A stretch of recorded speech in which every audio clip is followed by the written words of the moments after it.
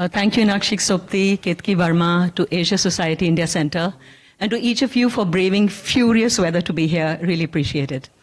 I'll just add a little more detail to the introduction that she gave, because I think all of us are familiar with a lot of Amolji's work and Sandhyaji's work. But actually, it is after reading the book you understand the incredible diversity and richness. So I'll just give you a little quick insight. I'll speak for maybe 45. We will speak for maybe 45 minutes, and I'll be very delighted to open it for a Q&A with you after. Amol Palekar is a popular and beloved star of Hindi cinema, one of the very few stars who gave us a feeling of Apunka Admi, as we would say in Bombaya. He had a very rich and diverse career. He has had a very rich and diverse career in Hindi and Marathi theatre, as well as visual art, apart from film. After graduating from the JG School of Art and having art shows, he accidentally met Satyadev Dubey, who set up his career in theatre and soon enough in film.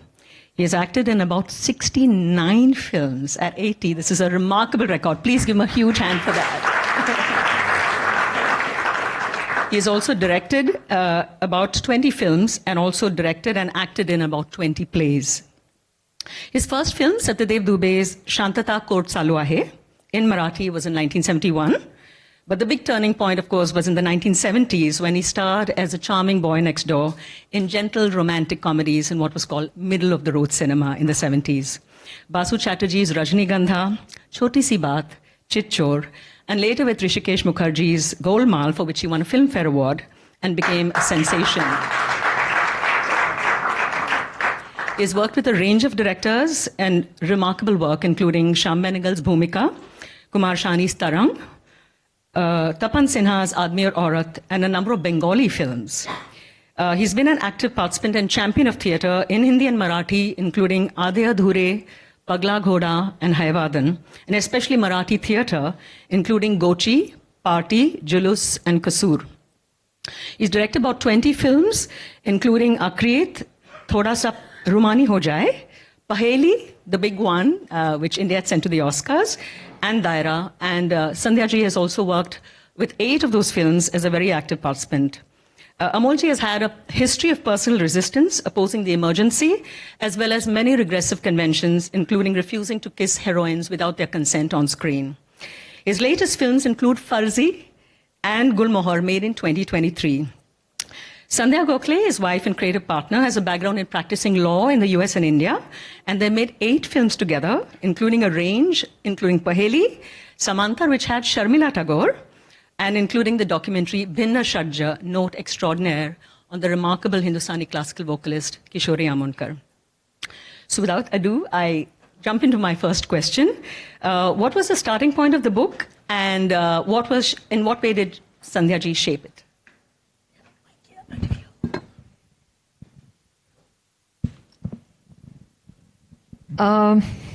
It all started actually a decade back, because many of our friends who were in publishing houses, they used to approach him saying, you should write your memoir or your different chapters of life, all that. He actually never really took any one of them very seriously. And I used to wonder why. I mean, time was one reason, because he's been very active. Even now, he's very active. He's not living a retired life, though he's 81. So that was one reason. So I also somehow didn't push him in that sense. But then there was COVID.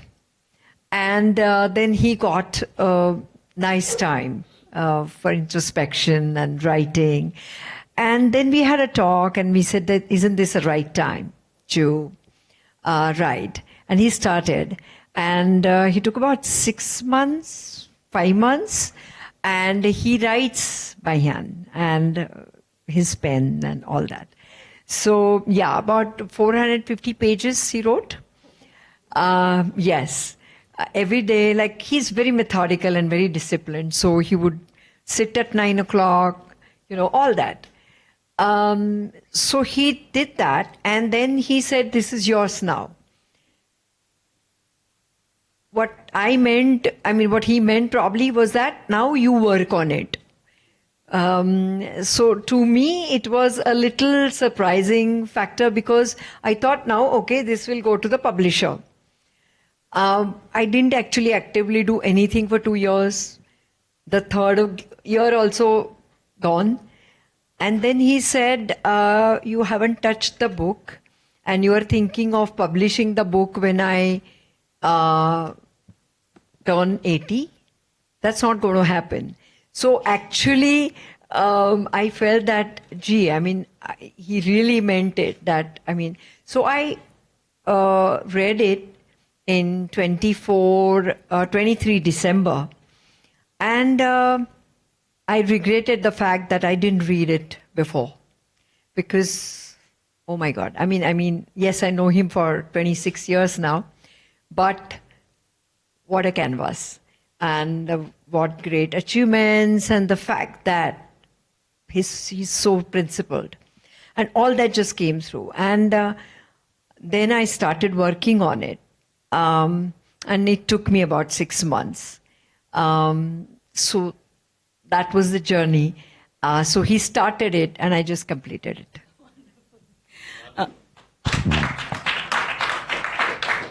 Amolji, what would you say were the biggest challenges of putting the book together, and would memory playing tricks would have been one of the challenges? One of the questions that kept coming at me was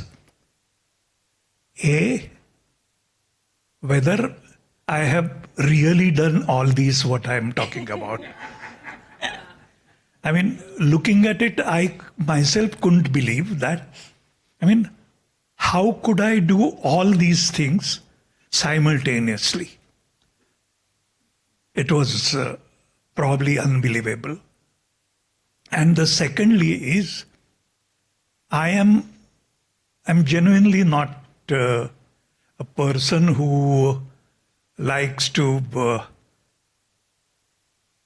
take a nostalgic trip for a long time.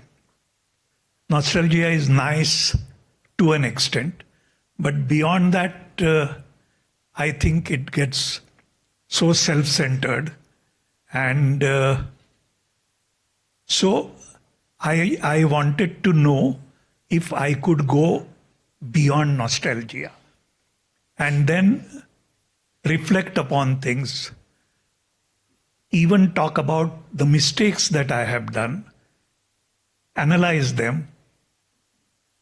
What if today I get a chance, would I do anything else?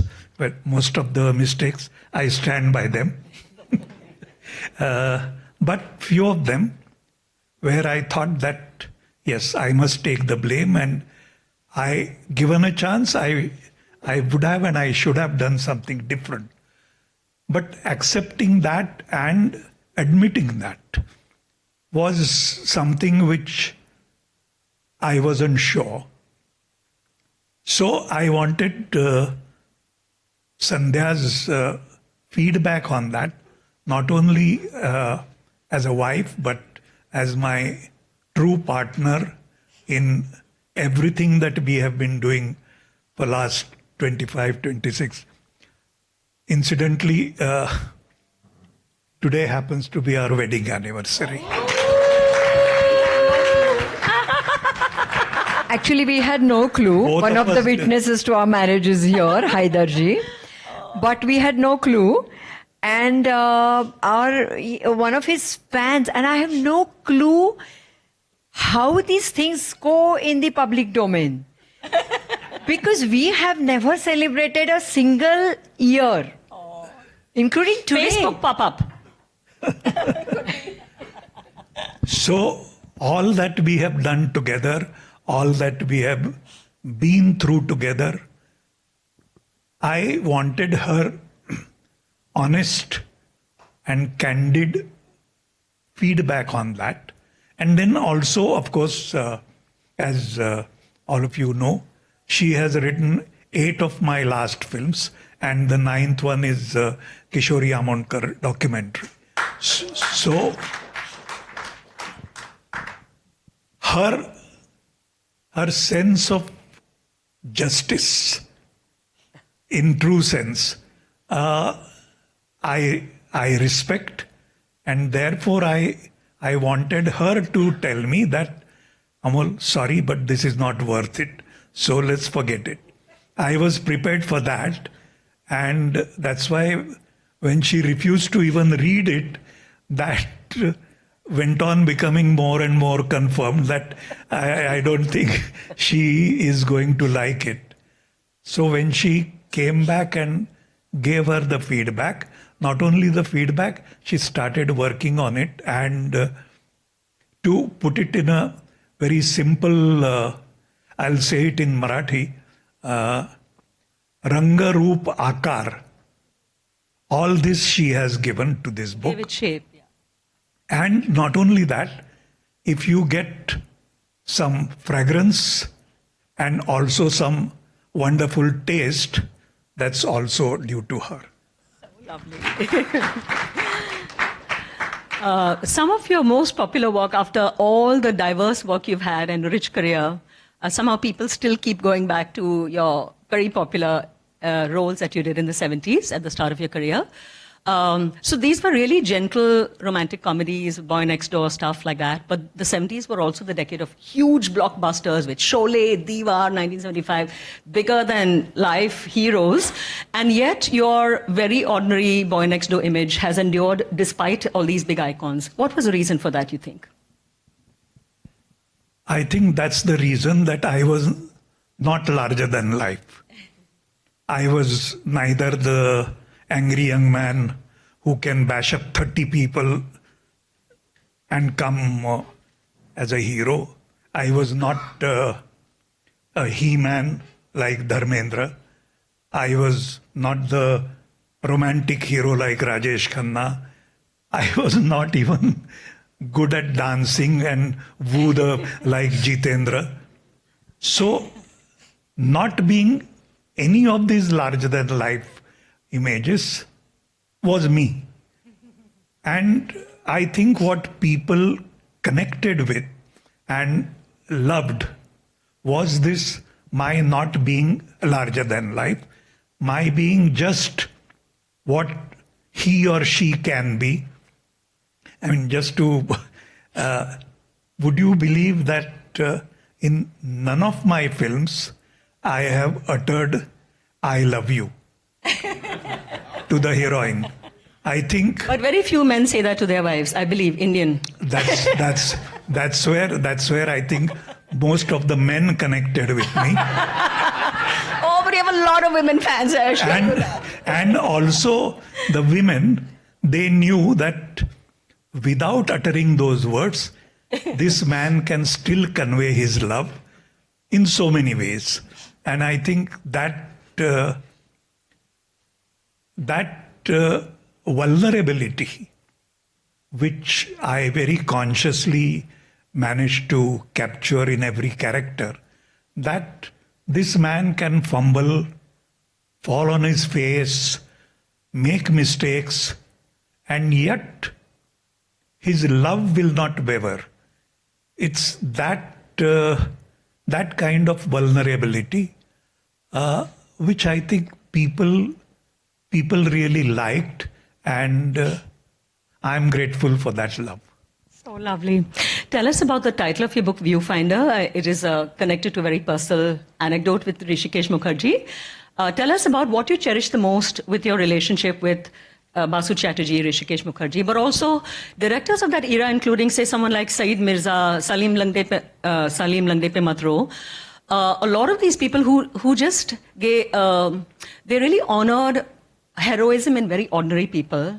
And why is that legacy endures even today, 45 years later? Before I answer the question, I would request you to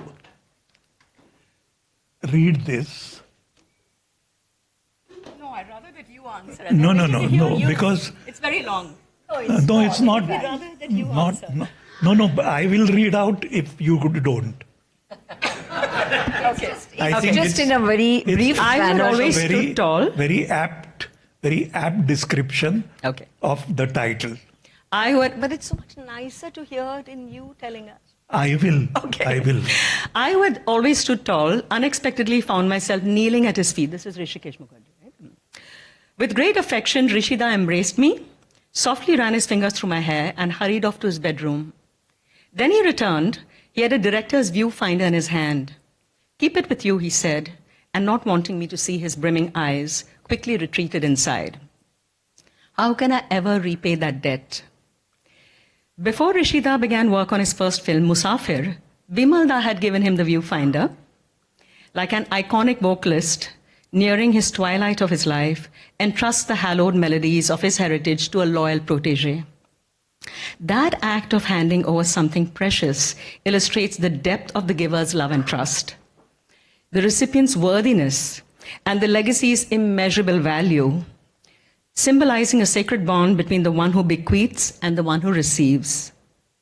In our time when directors and cinematographers did not have monitors to preview the shot, the viewfinder was used to determine the crucial dimensions of the frame and to decide things like the lens required for the camera and the angle from which you shoot, etc. How many frames must have been visualized through this device? I'm sharing with you the distilled memories of my 8-year odyssey framed through this very viewfinder. Please give him a very big hand for that.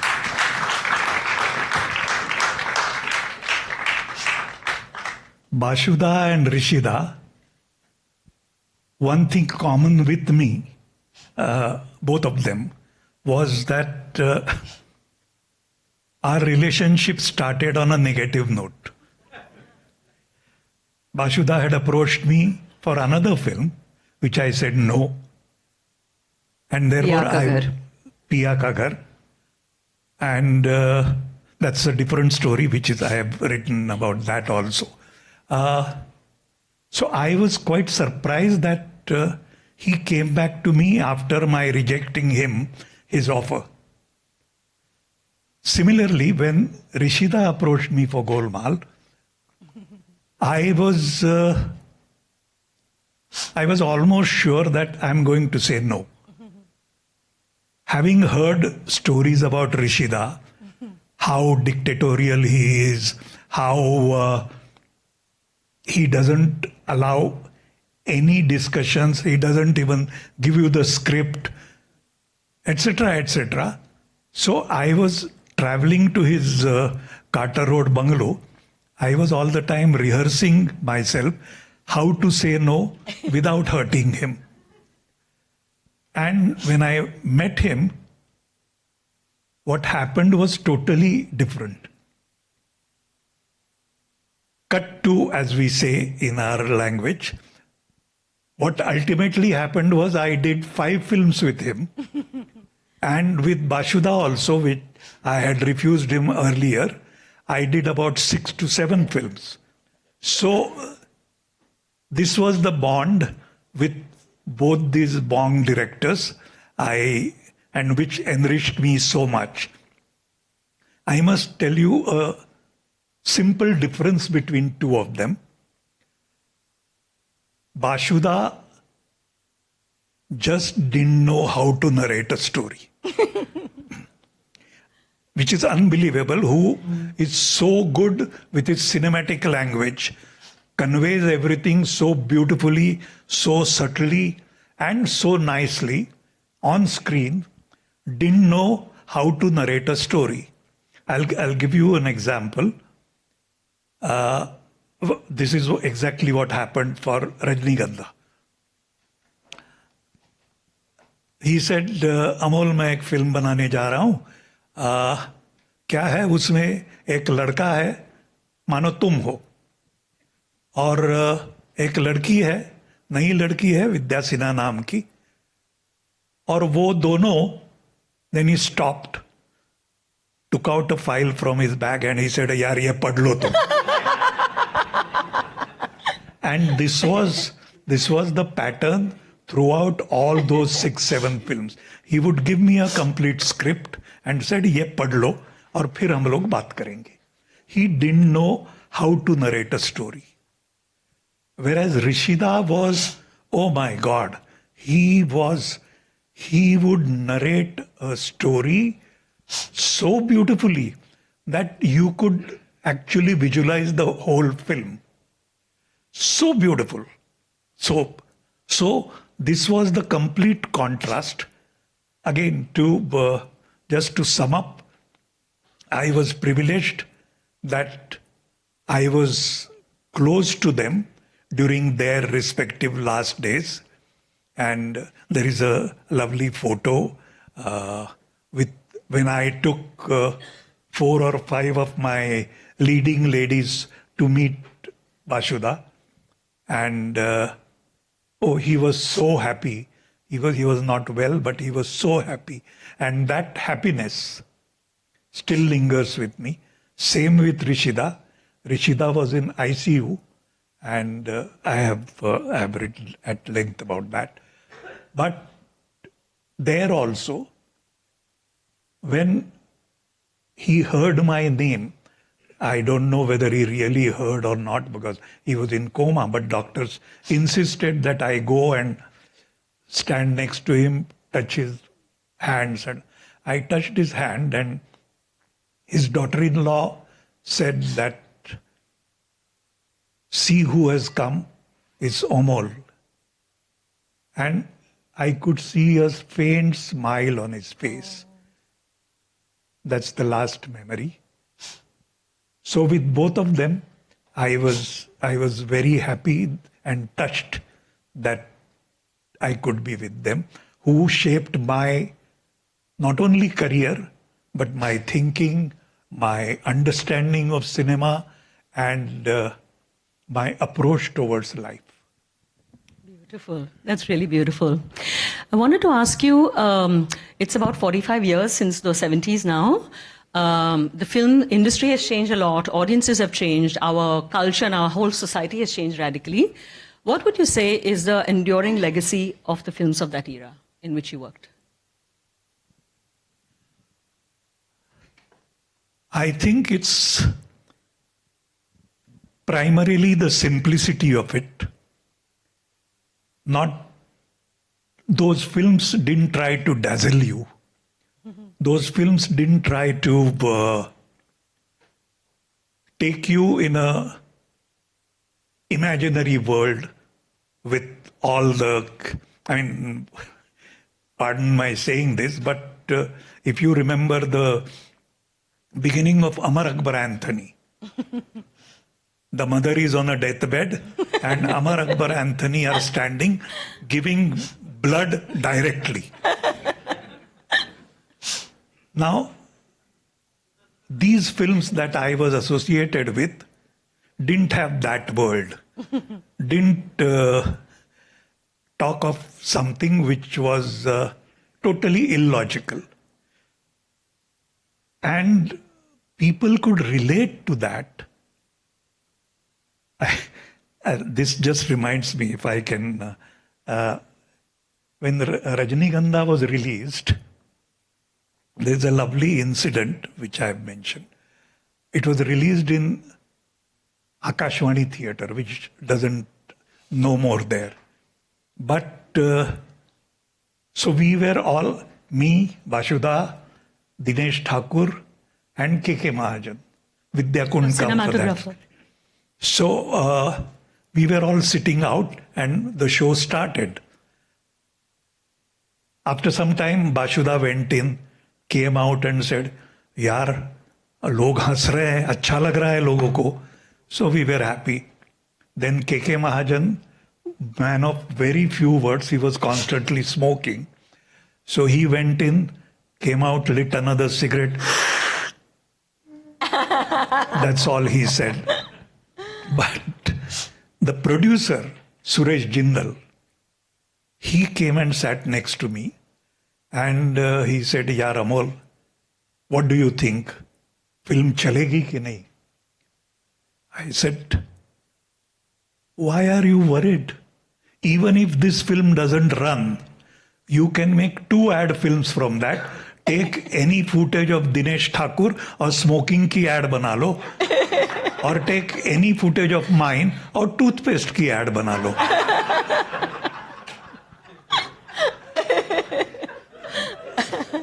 But Such were the times different, and you can see all that in those films, which really brought people to see their own lives, own their little problems, not great problems, little chote problems, how one gets entangled into that, how that becomes, you get overawed by that, how you come out of that. All this came through that period and those films. That's why I think the parallel cinema, why it grew at that time and was equally rewarding, even financially, was, I think this was the reason. You have a very, very rich and diverse career within theatre as well, in Marathi theatre and Hindi theatre. Would you say, and also particularly Marathi experimental theatre, which has always been at the forefront of theatre of all India, I would say. Would you say that your work in theatre has shaped you much more powerfully in terms of being a person who's questioned the status quo, in becoming a person who's resisted authority when it went wrong, or values that were wrong, more than your roles in Hindi cinema? Would theatre have shaped you more? Well, theatre shaped me more in a sense that was the beginning. From being a painter, I went into theatre, and which fascinated me because I was used to dealing with space, which is two-dimensional. Canvas, paints, form, texture, all those things. When I went into theatre, I realized that I have all these at my beck and call, but I also have two additional aspects. I mean, three-dimensional aspect, but also I have sound along with that. And the most important thing is a live human being. I can play with all that and still use that space. And then from theatre, I went into films with so much more technological advances that were available. So in that sense, it is my sensibilities as a painter always guided me to shape things, to say things in unconventional way, in not the, as you rightly mentioned, I never went into the commercial theatre ever. So the experimental theatre gave me enough space to explore all these elements and explore what I want to say in a different way. So to that extent, yes. Yeah. One of the remarks you make in the book is that having become quite a huge star in Hindi cinema, you felt that Marathi cinema didn't actually use your talent and skills enough, did not leverage the star power that you have to do more work in Marathi cinema. Tell us a little about why that was so. I really don't know. Probably, as I have mentioned already, probably two of my initial Marathi films. My debut film was Satyadev Dube's Shantata Kot Chalu Hai. But after that, I did a film called Bajirao Cha Beta, which was another stalwart director, Raja Thakur. Both the films flopped. So probably Marathi producers thought that he is a flop actor, so let's not touch him or let's not go near him. And also basically because when he became a star in Hindi, his full concentration was to put in effort in experimental theatre. So he wasn't actually available for many of the mainstream cinema also offers that he got during that time. So his concentration was few films in Hindi And whatever resources, financial or energy he had, he would put in the experimental cinema, theatre, Marathi, Hindi, Bengali. And probably that's the reason why they must have also felt that he's not really responding them well. But I also wanted to ask you, the big film, Paheli, how did The Boy Next Door go down? How did you, both of you collaborated very actively on that. How did you persuade Shah Rukh Khan to come on board, not only as an actor, but as a producer? But you were the producers yourself. It became India's entry to the Oscars. This is a remarkable journey. How did that happen? As we Like speak, both of you. we are celebrating 20th year of Paheli. Wow. Actually, yeah, 20 years. Well, when I wrote Paheli, my first film was Anahat. That was adaptation of a Hindi play, Surya ki Antim Kiran se Surya ki Pehli Kiran tak. And after that, immediately, we happened to read Bijji's short story. It's just a three-page story, hardly. And it has tremendous layers in it. And we also had seen Manikaul's Duvidha on the same story. Sorry, so this is Vijay Dandetha, the Rajasthani writer. Yes, yeah, the great writer. And I used to feel very upset with the adaptation, Manikaul's interpretation of the story. And Why so? Yeah, I'll explain. Okay. And so I used to be very disturbed. And then one day I was telling him that this is not how I see the film. So he really said that, go ahead, you write what you feel like. My main crux was that as an independent woman, if you are given a choice and if you have chosen something, then you have to own up the consequences of your choice, which the original story didn't. In the original story, she hides behind the rituals, the conventions. May I interrupt briefly? You want to tell them 2 lines what it's about? Not everyone may be familiar. It's quite a remarkable... I think it's okay. I mean, it's So it's about I'll fill in the thing that the ghost falls in love with her and ghost gives her a choice. He says, I am not your husband, but if you say no, I will go back just now. It is only if you say yes, I will stay back. Ghost has taken the human form of the husband. So Shah Rukh Khan in a double role. Yeah. So she chooses him. And, you know, when the real husband comes back, then all his family and the society, it's very metaphoric also. They say that, hey, it's not your fault. You know, he cheated on us also, you know, and so it's not your fault that you had a baby with him and whatever. To that, she said, no. He gave me the choice. And it was my choice and I accepted it. So it was like a huge feminist, statement. And so that's how I see the film. I saw the film.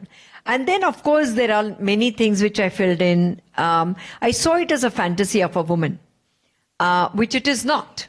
Actually, it is a tragedy. In Bijji's or the main story, and also Duvidha, Manikaul's Duvidha, it's a very tragic one. I saw it as a celebration of love and the woman's exercise of her autonomy, so to say. Oh. So that's how it came, and we approached Shah Rukh only for the double role. And when he read it, I mean, he really loved it. And he said, would you mind if I produce it? Oh. So that was, yes, he on his own. Wonderful. And then rest is history. And I mean, let me tell you, it's only because of Shah Rukh that we could really finish the film in 47 days. Wow. He was a wonderful producer. He's brilliant. I mean, to work with him on a day-to-day basis is just really wonderful. And as a producer and an actor, he used to be there every day. Only thing, he always used to try and flirt with me saying, Sandhya ji, please can we make this day scene into a night scene? Because he doesn't like to work during the day. His day starts at 3 o'clock, 3 p.m. And unfortunately, I every day get up at 3:30 a.m. and sleep at 9 p.m. So my most scenes were morning scenes.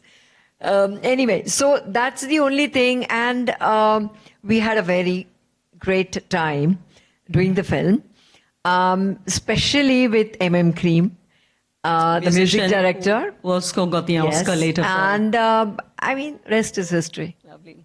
Amolji, what are your most fond memories of the time that Paheli came about? Paheli, see, as she said, Shah Rukh loved her script so much that not even a comma was changed from her script. He loved it completely. His other interest was in special effects, and he was extremely good at finding out how we can do the double role.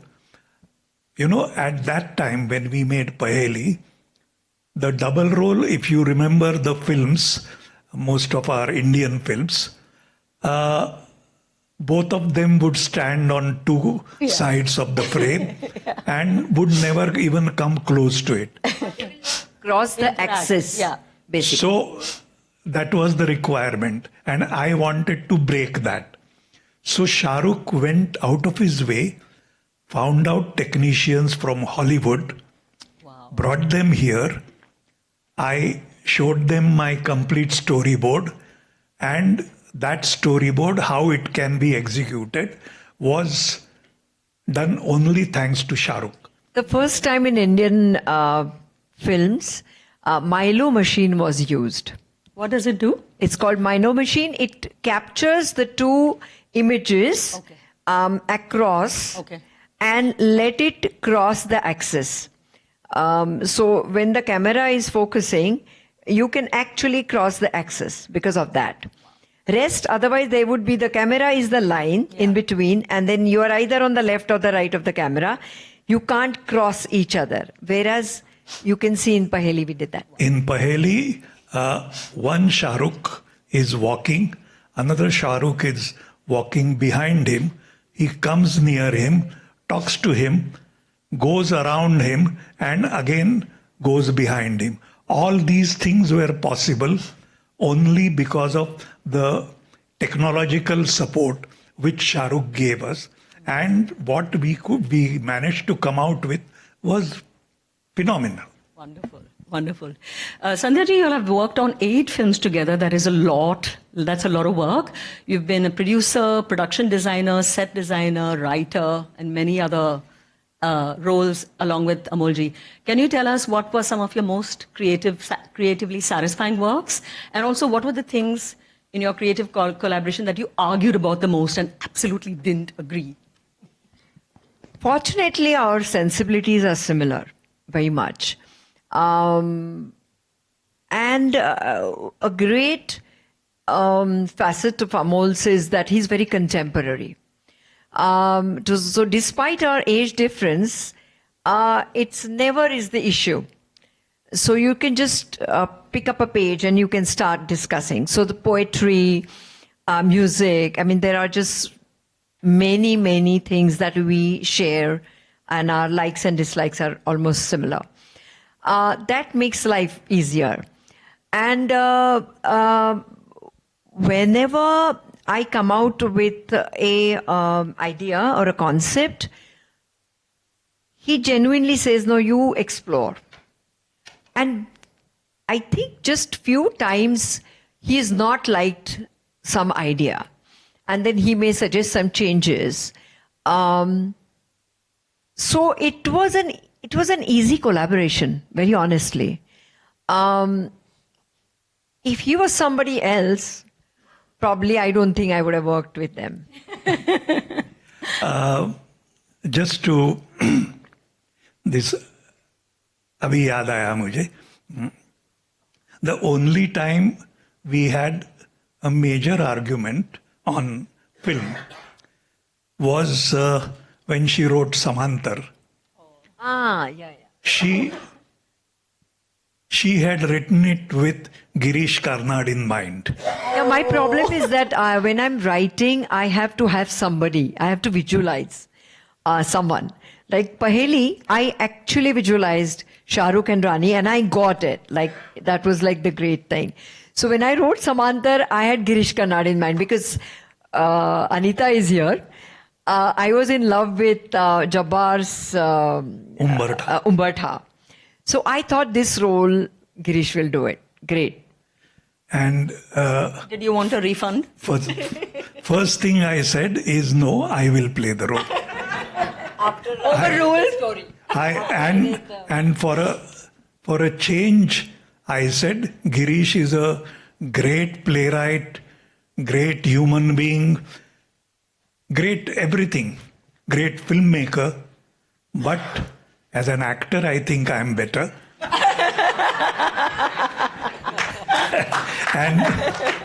and that's why I said I will use my veto and I will play the role. That was the only time.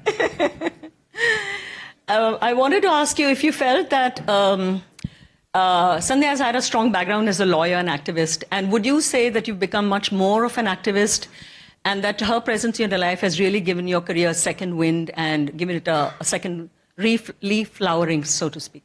I met him when he was 50. So 5 decades of his rebellious and non-conformist life was going on. So I don't think the credit should be given to me. He's always taken up fights, Vasana Kand. I mean, just so many things he did before his life. I don't think I owe any credit to that.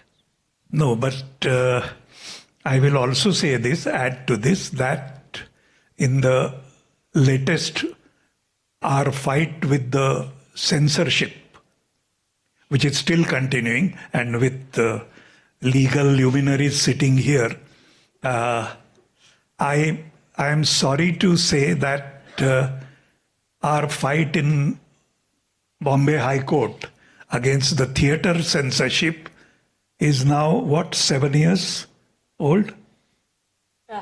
Yeah, about 7 years. And people who have signed affidavits with me, none of them are alive today. I am the only one. Lagu, Girish Karnad, Farooq, so many. So I say that if the legal procedure proceeds at this pace, I sincerely hope that something will happen when I am alive. But similarly, our fight in the Supreme Court, which is against the film censorship, which is also going on. I mean, it has been admitted, but nothing beyond that. And that's also for so many years. But one has to keep having faith and fighting and trying to hope that something will happen and there is going to be a light at the end of the tunnel. So I also wanted to ask you, what are your views on Chitra Palekar's Tar Ashi Sari Gammat autobiography, and whether you feel that you would also have given her creative support as you have received for her career? I haven't read the book, so I can't comment on that. But as I have always supported her in everything that we I was did. wondering because they made about 10 films together. So, and the opening credit is both their names. Not only that, after the films, when she started writing column, I used to type those things and then send them. So, not giving support is something I don't know where it comes from. That's Meenakshi's take on it, I think.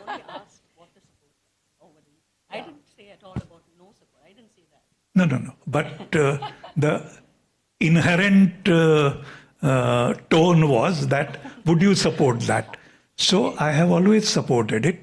And in fact, I induced her, I cajoled her to start writing the screenplays. It was, and some of the most beautiful screenplays, I think one of the, which also I have mentioned that she deserved a national award for that, is Dhyasa Parva. And also Aniket, your theatre group. Yeah. All those things which we did together, we did them and we enjoyed doing them. Tell us a little more about your, about your, a lot of your life, throughout your life, you've had very strong struggles of resistance, questioning authority when it went wrong, etc. Can you tell us a little more of your, the high points of that, including the case, but also what would you like the younger generation to absorb from that? Because it's been a lifetime of resistance, right? Well, I wouldn't say that I'm a rebel by birth, certainly not. But I'm definitely a non-conformist. And as I went on evolving, thanks to all the great people who gave me so much, I learned from them. It was through that learning that this questioning attitude, I mean, I could even question my guru, and not only question him, I could tell him that this is what you have done wrong. To have that courage was something which evolved over the period. So I would simply say that if you are clear in your mind and if you are true to your understanding and instincts and learning, then you should stand by it without fear or without favor. Fantastic. I think it's time to throw it open to the audience. If you have any questions. I think 1 minute I'll take, since neither of them mentioned a very specific feature of this book is there are QR codes. There are about 23 QR codes. What we did was, because there was so much of material that could not be accommodated in the book, we thought we will have a QR code and you can scan and you can watch our films. So there are about 23 QR codes, and you can, including Kusur, the latest play that Amol did, only 25 shows he did, you can watch those, all those films, and Tapan Sinha's film, Aadmi Aur Aurat, that also you can watch. So that's, I think, a great feature of the book, and I think please enjoy that. Quite remarkable. Thank you for sharing that. Is there a mic going around? There is. So if anyone wants to ask any questions, please feel free to. We're happy to take your questions. Yes, please, there's a mic. So, so Amolji, tell us about your early childhood, and I probably think you were a banker and then switched on to films. So how did that come about? And you also dabbled a bit in painting, I believe. Not bit of painting, I am basically a painter.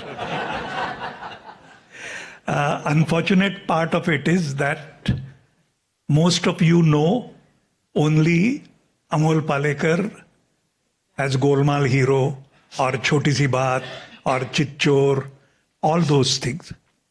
There is so much beyond that Amol Palekar, and if you read the book, you will come to know quite interesting incidents, quite interesting stories, how that change happened, how that accident happened, how etc. etc. So instead of my answering the question, I would request that you buy the book. I would gladly autograph it also, and you will know your answers. You're allowed that answer once, and then you'll have to please reply. Anyone else for questions? Yes, please. Yes, please.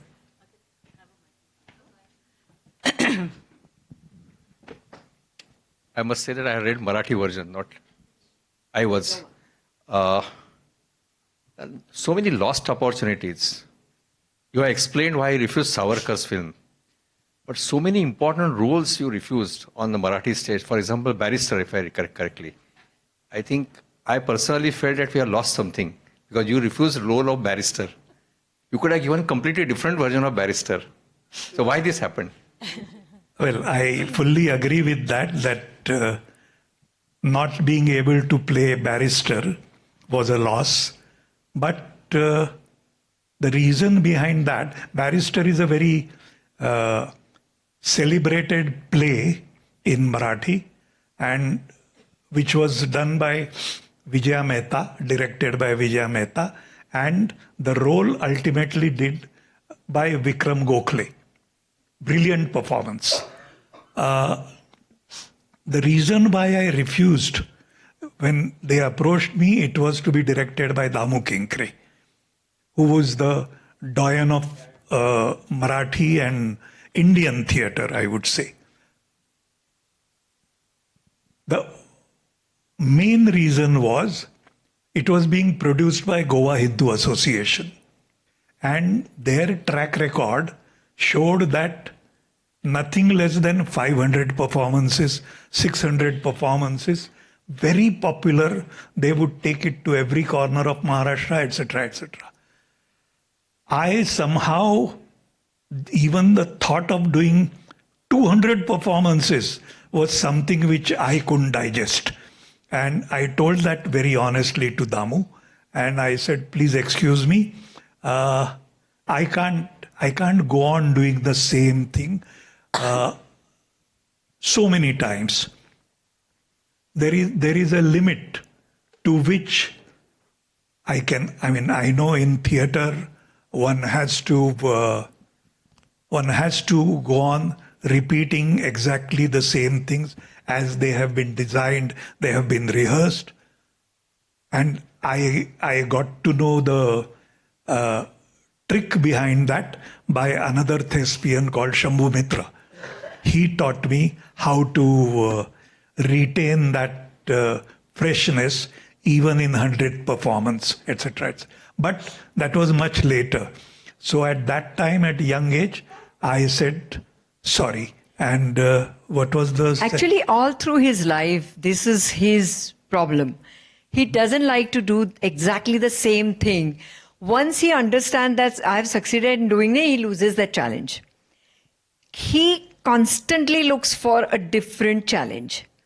So when 3 back-to-back Silver Jubilee films happened, he said, no, I can't keep on doing the same job or accept the same role, which is actually the thumb rule of success in film industry. He chose Bhumika and he chose a villain's role. And he constantly tried to define himself in through different roles. And same with theatre. I mean, we did Kusur. He already announced that I will do only 25 roles, 25 plays, shows. So that's, I think, him. He can't do just the same thing again and again. But coming back to your question, did I lose on something? I don't think so. No, but as I said, after the successful Boy Next Door, I gave you Bhumika. So the gain was on both sides. I don't think you missed out on. I went on trying to do different things, and as I look back today, I genuinely feel that people loved me not only for my performances, but for this attempt to try and do something new, something different, and that's why I think they respect me a bit today. And yes, please, question in the back. May I have the mic, please? It is working or not? It's on. Sir, I don't have a question to ask you, But I want to thank you for two lessons I learned very early in my life, 50 years ago when you made your films. Two lessons, small lessons, but I've carried it for the last 50 years. When you go to meet your girlfriend, I think in Rajnigandha, you stop in the lobby downstairs to clean your shoes. Did you? Before you go to her flat. Really? You stop down, you clean your shoes. Yes, I remember that. The lesson is stuck in my head. For last 50 years, girlfriend, wife or company, I always clean my shoes before I enter. When I entered the hall today, it had got so ingrained, I checked my shoes, are they okay or not? The second lesson, relating to the same incident, same movie, you are 10 minutes late to meet your girlfriend. So before going up, you take your clock back by 10 minutes, your wristwatch back. So when you go up and she blamed you, you said, no, मैं तो time पे हूँ. When you blame the watch, you khatara watch, I have to change it. 50 years ago and now, whenever I'm late for a movie, even in my company, I adjust my watch before I enter the conference. So you should thank the director and the scriptwriter and not the actor.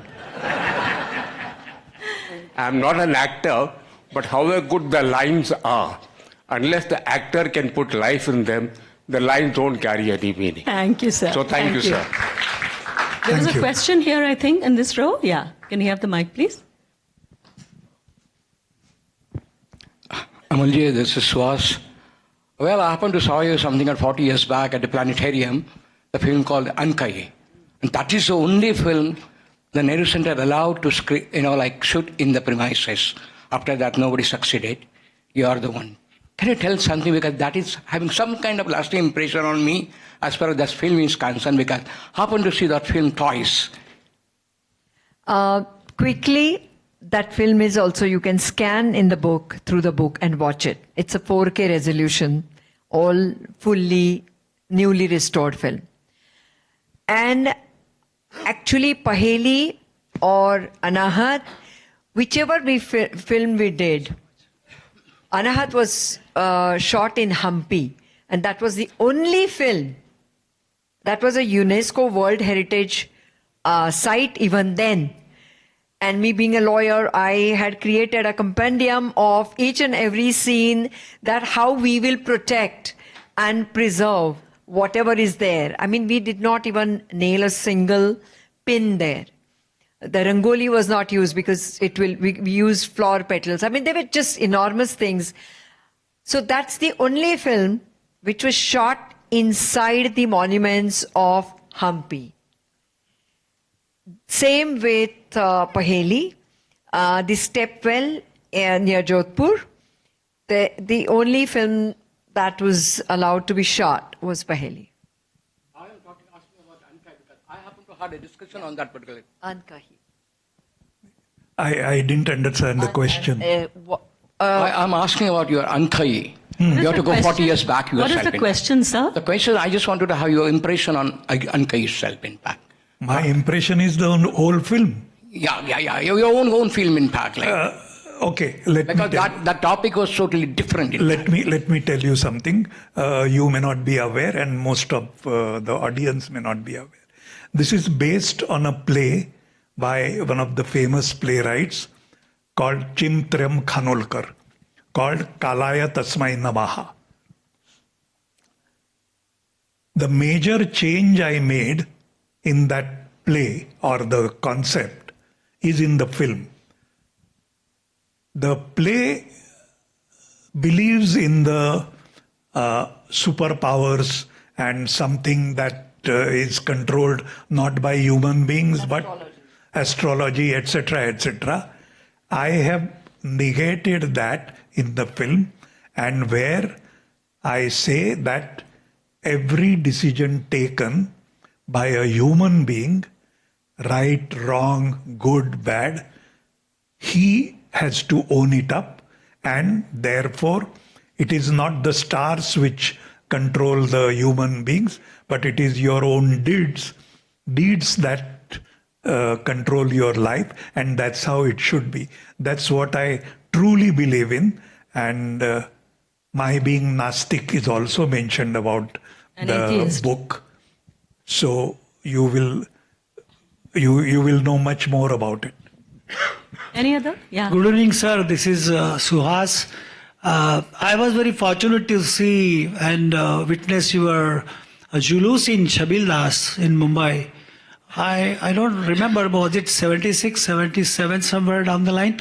I see the broad spectrum of your varied roles in different films and movies and nataks.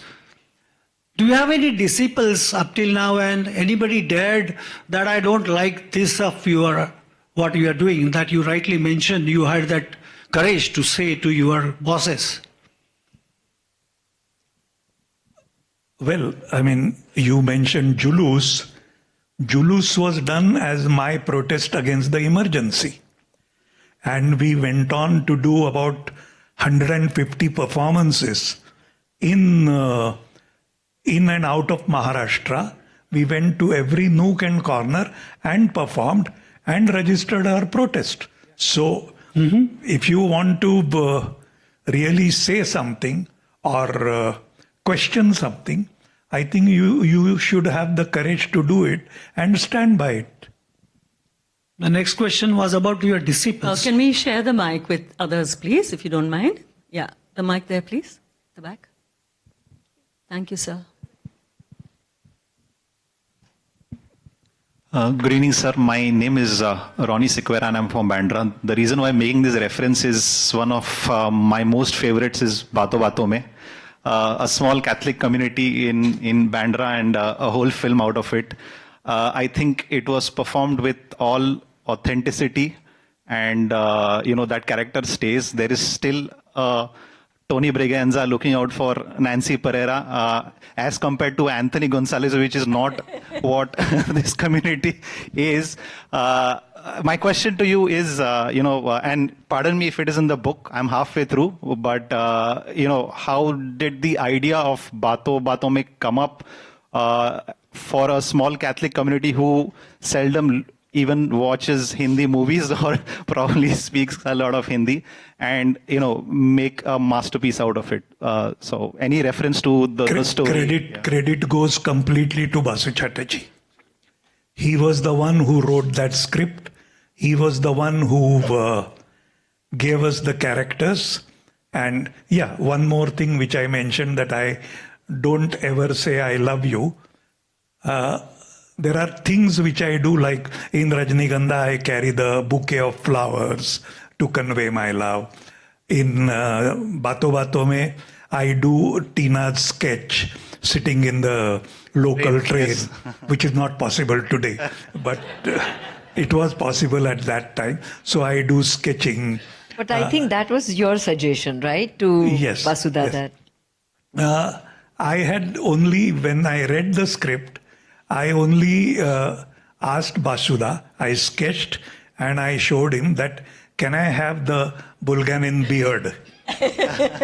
Bulganin was the Russian president who had come to India, and that beard, which has become part of me now, but at that time, so he liked the idea, and from that idea, then he introduced this, okay, you also do sketching in the train. So that adds to another layer to it.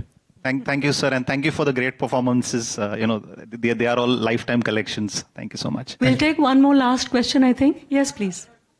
Oh, we can. And then here. Yeah, you please. Hello, Amolji. First of all, I have a message to share. I'm not even 20, but I have grown up seeing your films, and thanks to my parents, because this was what they have shown to me. And now I am into films and media, I'm studying it. So, the message which I wanted to share with you is that you are still part of our discussion, Every day I enter into class, and if there is a film appreciation class going on, we do discuss about parallel cinema. And if we are discussing about parallel cinema, there is no way we are not discussing about you. This is the one thing which I really wanted to share.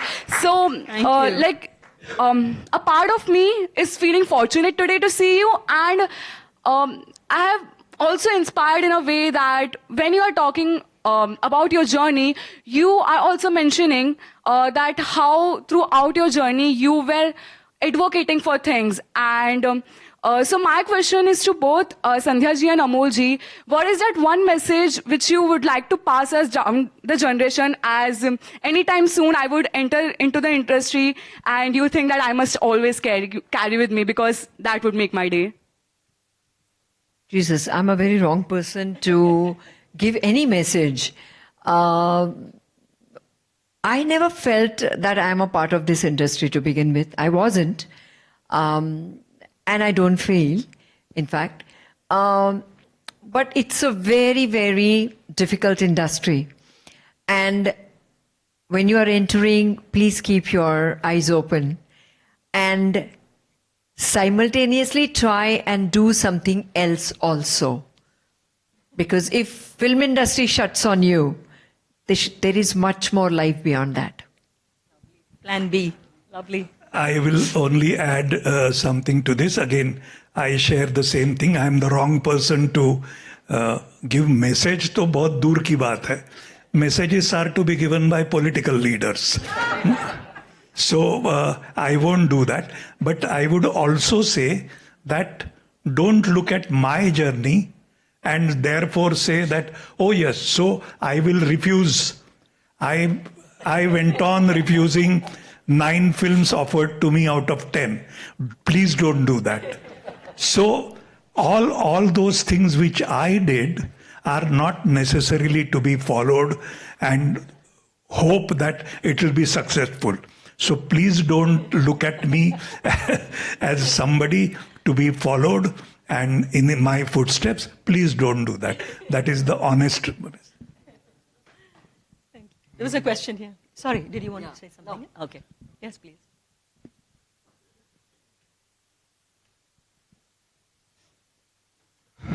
Great to learn so much from you, sir. And so I come from the same industry and I'm trying to get my foot inside this work. But right now, I feel I've lost the courage, the kind of non-conformist, your ideology, your courage. I've lost it while in the writing stage only. I've started censoring whatever can be done, can I make. And that's what has been going on for the past 2 films that I've written. So I want to know how to find that courage back. So I honestly don't have the answer for that, but I will repeat myself. Don't follow me and try to get the courage. The courage is within you, and you will get it in whatever way you are trying to do. Having said that, I will also say that if you see the OTT platforms today, or if you see the non-mainstream films made in our country, and what I mean by non-mainstream film is not necessarily only the 600 crore and 700 crore and what we are bombarded with, and you are also thinking only about those films. There is so much beyond that.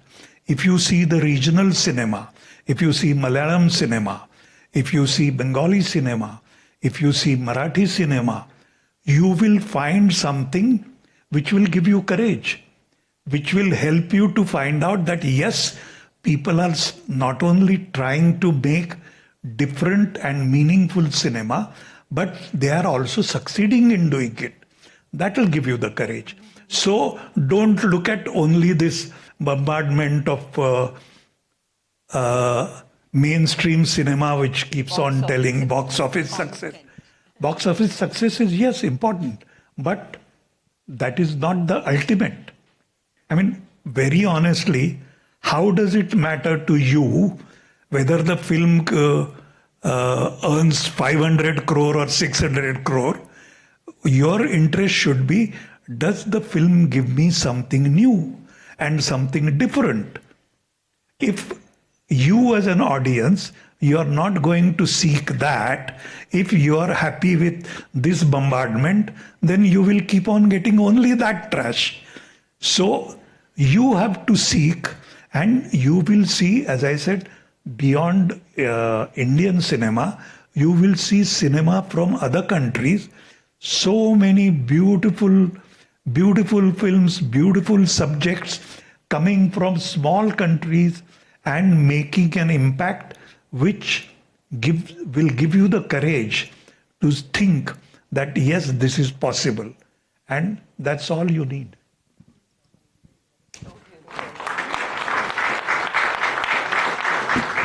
Thank you for a very, very wonderful session. But